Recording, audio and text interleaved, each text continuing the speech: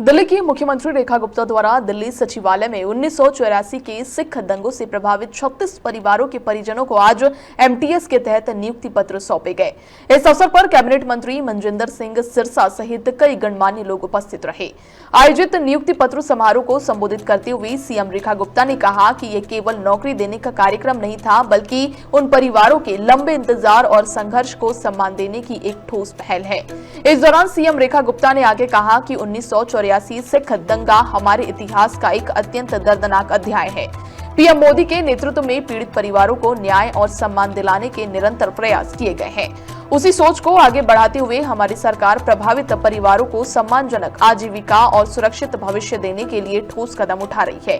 इसके आगे उन्होंने कहा कि 1984 सिख दंगा पीड़ितों और उनके आश्रितों को हमारी सरकार द्वारा दी गई सरकारी नौकरी उन्हें आर्थिक संबल प्रदान करने के साथ साथ एक सम्मानजनक और सुविधा जीवन की दिशा में मजबूत आधार देती है। आज का दिन उस 84 के दंगों के परिवारों के जख्मों पे मरहम लगाने का काम दिल्ली सरकार ने किया और बेहद ही सारे नियमों को सरलीकरण करके इन परिवारों के दुख दर्द को कम करके उनके परिवार के एक जन को नौकरी देने का काम दिल्ली सरकार ने किया।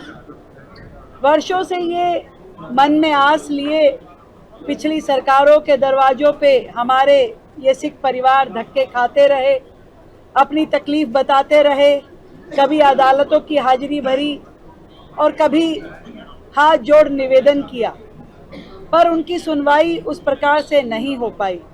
मुझे खुशी है कि गुरु साहब ने ये सेवा हमें दी।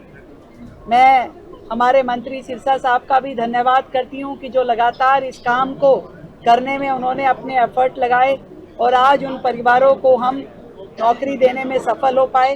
बाकी भी जो सूची बची है उसको भी हम जल्द उनकी कार्रवाई पूरी करने के बाद देंगे और मैं सबको हाथ जोड़ के प्रणाम करती हूँ और उनका जीवन आगे सुखमय हो इसकी कामना करती हूँ।